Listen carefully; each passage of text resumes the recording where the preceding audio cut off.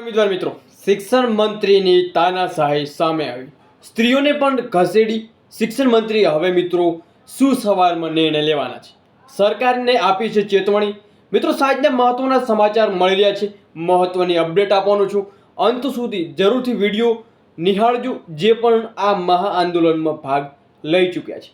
અને મિત્રો જેમને પણ ભાગ લીધેલો છે અથવા તો જે ઉમેદવારો છે આંદોલનમાં જોડાયા છે, જરૂરથી એમનો અભિપ્રાય અને કમેન્ટ સેક્શનમાં એક તમારો વાક્ય તમારા શબ્દોમાં જણાવજો કે કેવું રહ્યું તમારું જે અભિયાન હતું, જે આંદોલન હતું એ કેવું રહ્યું છે. મિત્રો ચોક્કસ તમારો કમેન્ટ સેક્શનમાં તમારો અભિપ્રાય જણાવજો અને તમે આવ્યા હતા કે નહીં એ પણ ચોક્કસ જણાવો છો.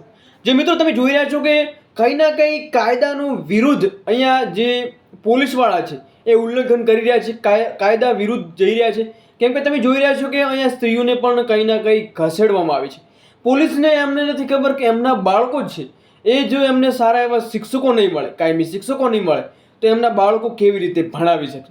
તો મિત્રો તમે સ્ક્રીન ઉપર જોવા મળી રહ્યું છે કે અહીંયા સ્ત્રીઓને પણ ખસેડવામાં આવી છે અને જે પોલીસની વાહનમાં બેસાડી અને કંઈ ના કંઈ ડિટેન છે એ કરવામાં આવી છે.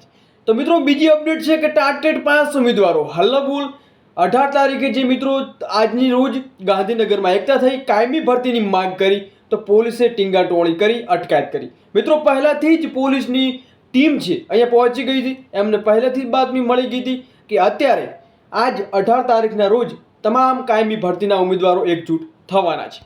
આ મિત્રો મહત્વની બીજી અપડેટ આપું કે શું માહિતી આપવામાં આવી હતી અને કયા કયા મુદ્દાઓ છે ધ્યાનમાં લેવામાં આવ્યા હતા. તો મિત્રો વય મર્યાદા ધ્યાનમાં લેવામાં આવી હતી, કાયમી ભરતી અને એવા મિત્રો અનેક મુદ્દાઓ ધ્યાનમાં લેવામાં, પરંતુ પોલીસ છે એ આપણને કંઈ ના કંઈ વચમાં છે નડતી જોવા મળી હતી. કેમ કે જ્યારે પણ ઉમેદવારો છે આંદોલન કરવા પહોંચ્યા હતા, પોલીસની ટીમ આવતી અને બધાને ડિટેન કરી લીધા. બાકી મિત્રો ચોક્કસ જણાવજો તમારું આંદોલન તમે ગયા હતા કે નહીં અને કેવું રહ્યું. કમેન્ટ સેક્શનમાં ચોક્કસ તમારો અભિપ્રાય જણાવજો અને કંઈ ના કંઈ શિક્ષણ મંત્રીની તાનાશાહી જોવા મળી રહી છે. મિત્રો ચોક્કસ તમારો અભિપ્રાય જણાવજો. શિક્ષણ મંત્રીનો શું તમે ઉલ્લેખ કરવા માંગો. જય હિન્દ, જય સંવિધાન.